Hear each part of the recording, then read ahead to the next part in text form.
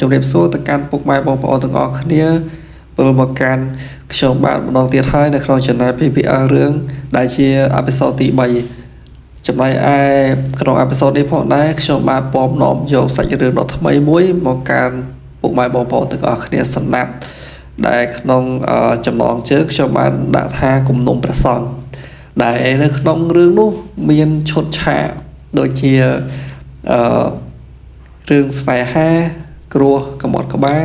យ៉ាងតើតើនឹងគំនុំសងសឹករបស់ព្រះសង្ឃផងដែរប្រសិនណាជាខ្ញុំសម្រេចទៅមានការលើសលួសខ្វះខាតត្រង់ប៉ះពាល់ទៅដល់ព្រះពុទ្ធសាសនារបស់យើងសូមពុកម៉ែបងប្អូនទាំងអស់គ្នាមេត្តាខន្តីអភ័យទោសដល់រូបខ្ញុំបាទផងដោយសារតែខ្ញុំទទួលបានសាច់រឿងពីបងប្រុសម្នាក់ដែលជា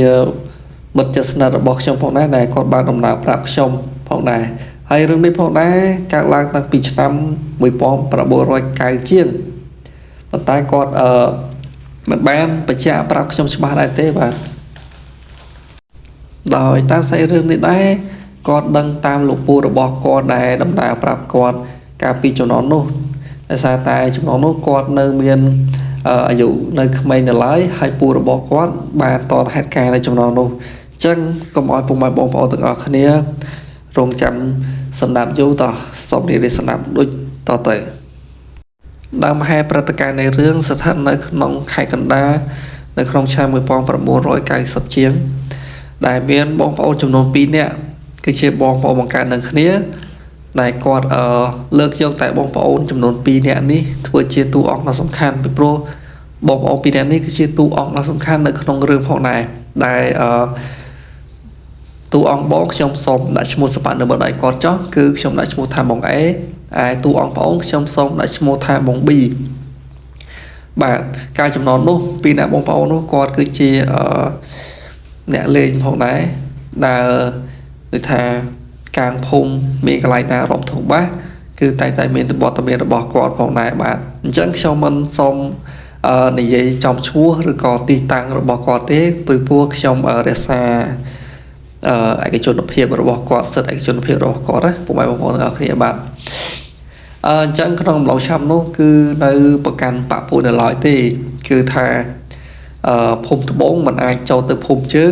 ងក៏មិនអាចចូលទៅភូមិត្បូងបានដែរដោយសារតែចំណងនោះគឺយើងមានការគុំគួនគ្នាសងសឹកគ្នាខ្លះទៅដោយសារតែរឿងស្នេហាខ្លះទៅដោយសារតែរឿងឌឺដងផ្លែផ្កាពីសម្ដីទៅកាន់គ្នាទៅវិញទៅមកផងដែរអញ្ចឹងនៅក្នុងរឿងហ្នឹងតកតនឹងពីរអ្នកបងប្អូននោះគឺដើមហេតុនៃសាច់រឿងគឺខាងបងប៊ីដែលត្រូវជាប្អូនបងអែហ្នឹងគឺគាត់មានសង្សារដែលសង្សាររបស់គាត់ហ្នឹងគឺស្ថិតនៅក្នុងភូមិខាងត្បូងចំណែកឯគាត់ស្ថិតនៅក្នុងភូមិខាងជើងអញ្ចឹងដោយសារតែភូមិខាងត្បូងនិងភូមិខាងជើងហ្នឹងគឺអត់ត្រូវគ្នាទេអញ្ចឹងតម្រូវឲ្យស្នេហារបស់ពួកគាត់ហ្នឹងគឺមានភាពលឿនលាក់អញ្ចឹងដល់ថ្ងៃមួយបងប៊ីហ្នឹងដែលត្រូវជាប្អូនរបស់បងអេហ្នឹងក៏ទៅភូមិខាងត្បូងដែលជាភូមិរបស់សង្សាររបស់គាត់ហ្នឹងអញ្ចឹងស្រាប់តែមានបរិសម្នាក់ទៀតដែលគាត់នឹងបានលួចស្រឡាញ់ទៅកាន់សង្សាររបស់បងប៊ីដែរសង្សាររបស់គាត់ហ្នឹងគឺខ្ញុំសូមដាក់ឈ្មោះសព្វនិមិត្តឲ្យគាត់តែម្ដងគឺគាត់ឈ្មោះថាបងគុន្ធាចោះបាទអញ្ចឹងបរិសម្នាក់ទៀតហ្នឹងខ្ញុំសូមដាក់ឈ្មោះថាបងភីបាទបងភីហ្នឹងគឺជាអ្នកដតីទេតែគាត់នៅក្នុងភូមិខាងត្បូងជាមួយបងគុន្ធានឹងដែរបងគុន្ធាដែលត្រូវសង្សាររបស់បងប៊ីហ្នឹងអញ្ចឹងបងភីហ្នឹងក៏គាត់មានចិត្តប្រតិបត្តិស្រឡាញ់ទៅកាន់បងគុន្ធាដែរអញ្ចឹងសិតតែពេលនោះបងភីនេះឃើញបងគុន្ធាហ្នឹងដើរទៅជួបបំរុងថានឹងទៅជួបបងប៊ីអញ្ចឹងស្រាប់តែពេលនោះបងភីហ្នឹងក៏បានស្កាត់កាត់បងគុន្ធាដើម្បីធ្វើការសាសសងប្រោះផ្ដោស្នេហាអញ្ចឹងទៅស្រាប់តែពេលនោះបងប៊ីហ្នឹងគាត់ក៏បានទៅតន់ក៏បង្កើតជាចំនួនឆ្លោះតតែងគ្នាម្ដងទៀតអញ្ចឹងក៏មានរឿងឆ្លោះតតែងគ្នារហូតដល់ថ្នាក់5ហិង្សាស្រាប់តែពេលនោះក៏មានអ្នកភូមិមេភូមិអីហ្នឹងគាត់ក៏បានជួយមកអន្តរាគមន៍ក៏ជួយមកខកសម្រួលអញ្ចឹងទៅក៏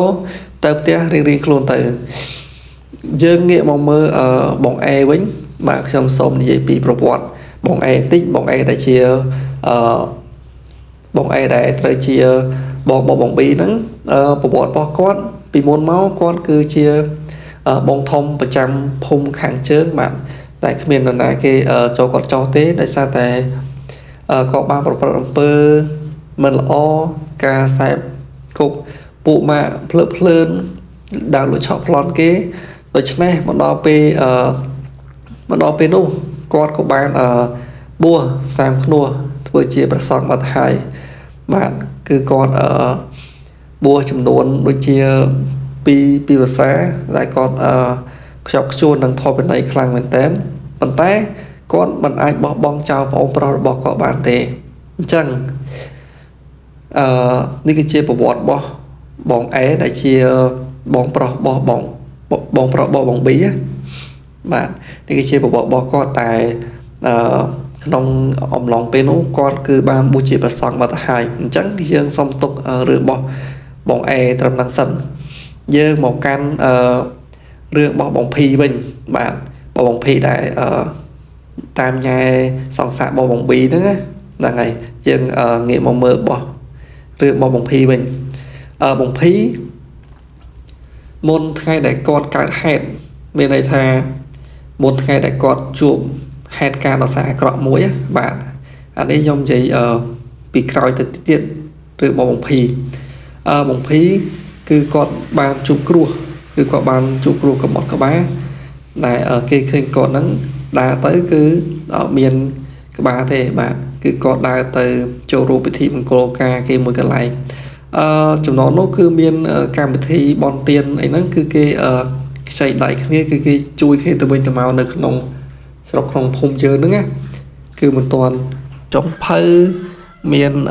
tóc cầm mỏng tóc ca ấy ở cái tầng ấy thế cứ chúng nó cứ miền trầm tại thôn ba đại cái dương miền cầm thi tới dương từ chùa thùng ba kia chẳng á cho nó cứ miền tập bình ngày chẳng pu mà nè nó cứ còn ở ban khơi bóng phi nó tới châu rùm vừa mà hộp không cầm thi bằng coca kia một cái này này còn ban khơi bóng phi nó chụp rồi có một cái bà còn tay còn ở ban prap bóng phi đăng tê hơi riêng một tiết này ở ai bọc nó bóng phi mình lo nó cứ bóng phi ban ở có tía hai bàn tay tía nó toàn đặt cho nó nói thì cứ vì nó bật cách nơi miếng cho nói á bong này ở thọ có tía đang ấy tía cứ bà có chiên món tại có đặt bông lại biết cứ vì tay gầy bàn tay trong này tía với nâng đang mà sao tại bên nó cứ có nhiều tía nó cứ bỏ trâu nông ta có phòng tập pu chẳng miếng nè này chui nơi chân nắng nè phôm nắng cứ qua ban vậy ông phi tha phi trong như vậy tam sạch riêng bạn lại còn đầm đà màu đáy còn bàn hải thả phi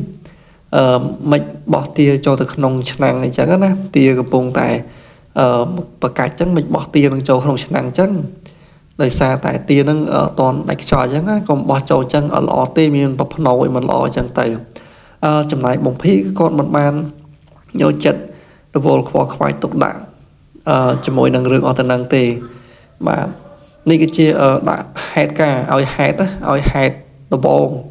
แต่บรรดาไอเมียนเรื่องดัชแซนสมเวชมวยบางกลางจังเงี้ยแต่เมื่อยังสรุปใส่เรื่อง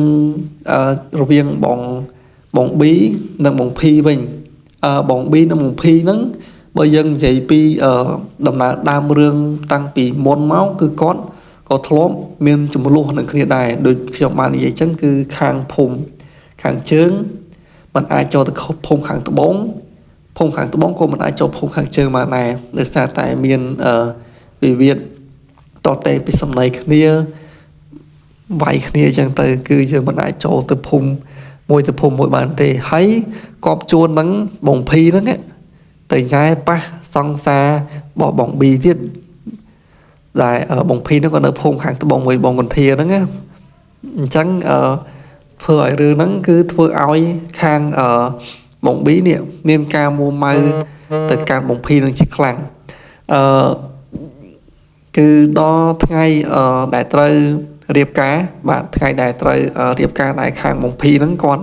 បានទៅជួយហ្នឹងណាអញ្ចឹងខាងបងប៊ីនេះគឺគាត់បានរៀបចំគម្រោងការមួយគឺគម្រោងការសងសឹកទៅកាន់បងប៊ីហ្នឹងដាច់ខាតឲ្យតទៅបានបាទអញ្ចឹងពេលនោះគឺបងប៊ីគាត់ធ្លាប់តែទៅណាមកណីគឺគាត់ចាញ់ប្រតិបត្តិការជាមួយបងអេ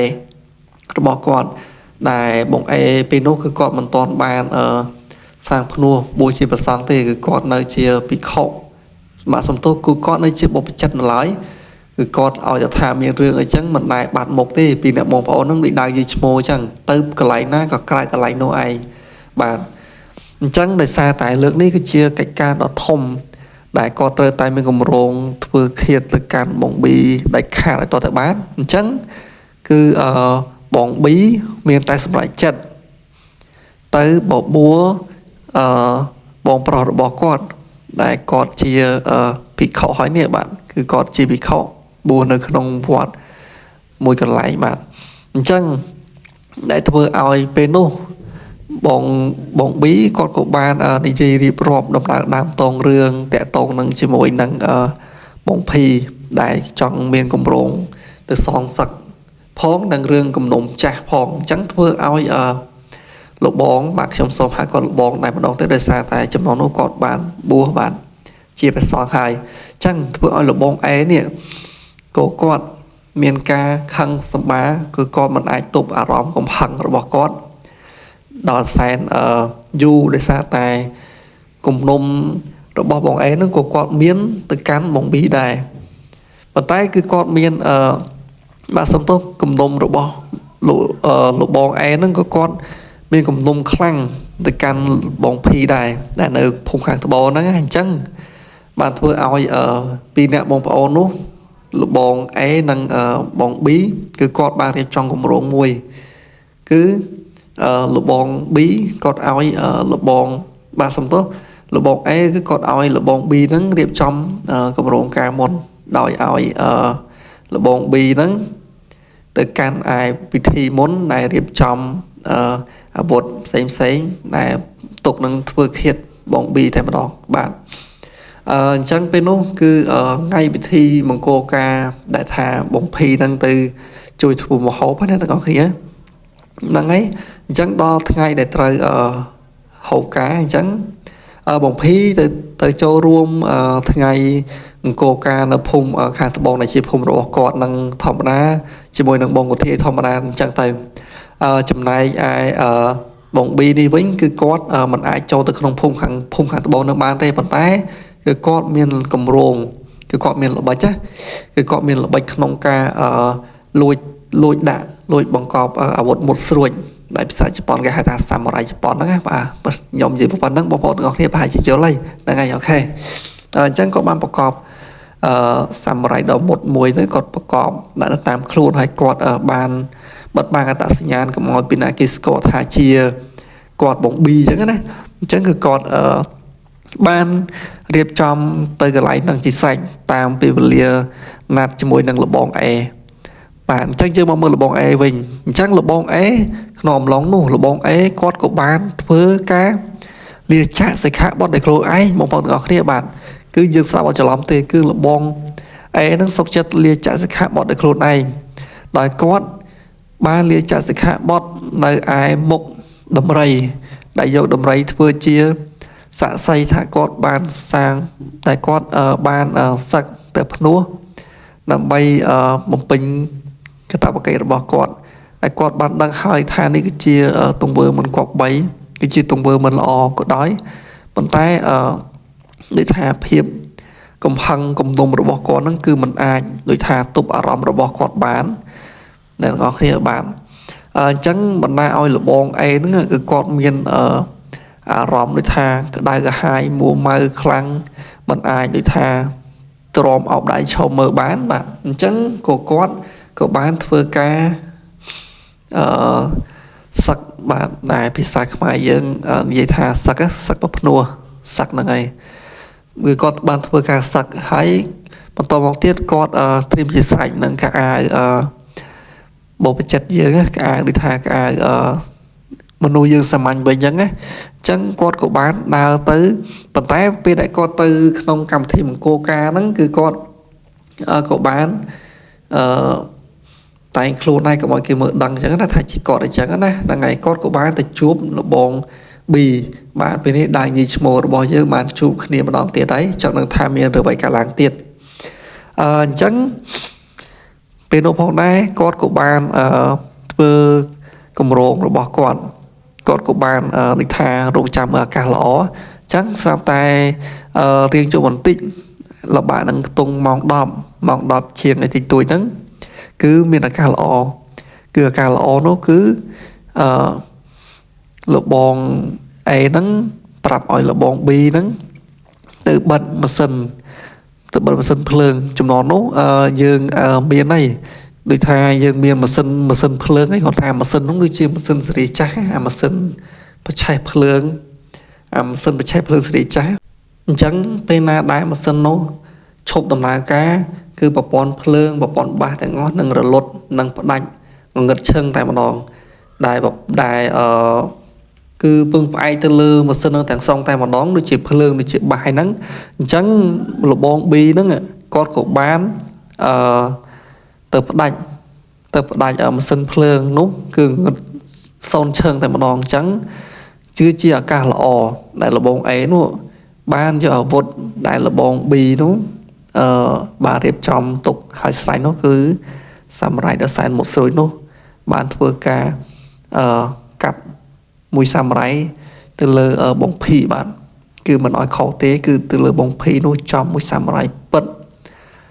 ធ្វើឲ្យបងភីបានដាច់ក្បាលចេញពីស្មារបស់គាត់តែម្ដងបាទដែលហេតុការណ៍នោះធ្វើឲ្យអ្នកស្រុកអ្នកភូមិមានការចលាចលខ្លាំងមែនទែនដែលលោហិតរបស់កូននោះប្រសាចពេញហ្នឹងបាទដំបងគឺ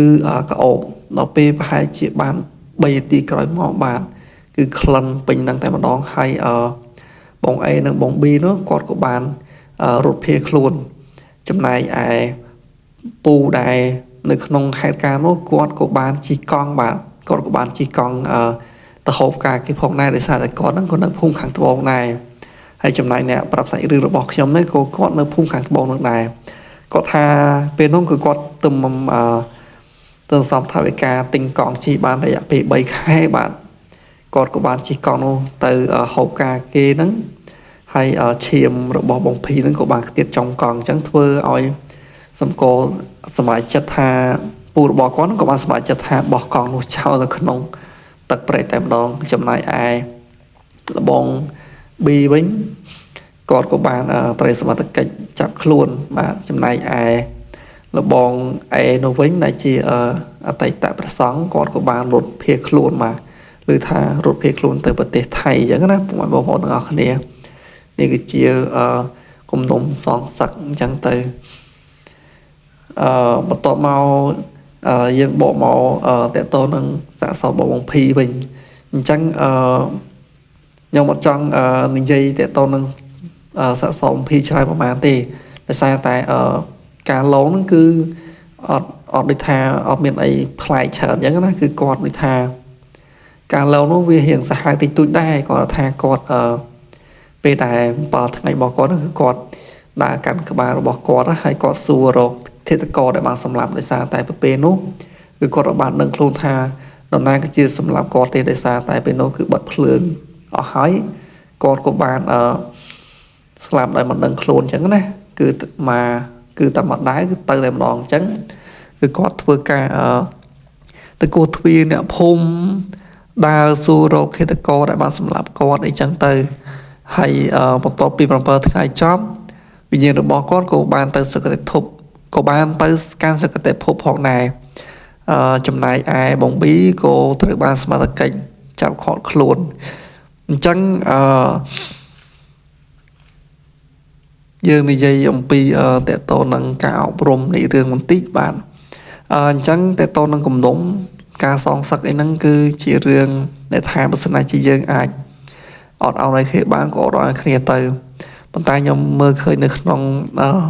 សង្គមយើងចាស់ស្ដាយបច្ចុប្បន្នពេលខ្លះ ខ្ញុំឃើញមានបងប្អូនយើងចំណុចមុនណាគាត់មានថាទៅមានគ្រួសារមានប្រពន្ធមានកូនអញ្ចឹងទៅក៏គាត់លើកលែងឲ្យគ្នាហើយបាទលើកលែងឲ្យគ្នាច្រើនអត់ដូចចំណុចមុនទេចំណុចមុនសាហាវខ្លាំងមែនតើបាទពេលខ្លះទៅត្រូវវាយឆៅតែម្ដងត្រូវកាប់ប្រើតែម្ដងចំណុចនោះពិតជាគួរខ្លាចមែនតើបាទអញ្ចឹងដោយសារតែគំនុំនៃការសងសឹកមួយពេលធ្វើឲ្យយើងខូចធ្វើឲ្យយើងខុសដោយពាក្យចាស់ស្ពោសិតក៏បាននិយាយថាខឹងខុសខឹងខូចខឹងខាតបាទសុភាសិតរបស់ចាស់ពុតជានិយាយមិនខុសទេបាទអញ្ចឹងនៅក្នុងសាច់រឿងនេះមានតែប៉ុណ្្នឹងទេអញ្ចឹងបងប្អូនទាំងអស់គ្នាសម្រាប់ចាប់ទុកថាជារឿងកំសាន្តពេលដែលបងប្អូនទាំងអស់គ្នាធ្វើការអញ្ចឹងទៅហើយមិនផ្ដោតខ្លាំងពេកទេថាជារឿងពិតឬរឿងប្រឌិតទេគាត់ថាខ្ញុំទទួលបានសាច់រឿងពីបងប្រុសមកប៉ុណ្ណាគឺខ្ញុំសម្រាប់ជូនពុកម៉ែបងប្អូនទាំងអស់គ្នាស្ដាប់ប៉ុណ្ណឹងចឹងណាអញ្ចឹងបើសិនណាជារឿងនេះខ្ញុំនិយាយទៅមានចំណុចខ្វះខាតលើលួសកន្លែងណាក្តីឬក៏ខ្ញុំនិយាយទៅប៉ះពាល់ដល់សាសនាពុទ្ធសូមពុកម៉ែបងប្អូនទាំងអស់គ្នាមេត្តាខន្តីអភ័យទោសដល់រូបខ្ញុំបាទផងដោយសារតែពេលខ្លះខ្ញុំនិយាយទៅតែងតែមានការលឺលួសខ្វះខាតឬក៏ខ្ញុំនិយាយពាក្យសង្កស័ព្ទអីមិនបានត្រូវដែលជាភាសារបស់ព្រះសង្ឃអីមិនបានត្រូវសូមពុកម៉ែបងប្អូនទាំងអស់គ្នាមេត្តាខន្តីអភ័យទោសដល់រូបខ្ញុំបាទផងជាចុងក្រោយសូមអរគុណពុកម៉ែបងប្អូនទាំងអស់គ្នាដែលយកពេលវេលាដ៏មានតម្លៃមកតាមស្ដាប់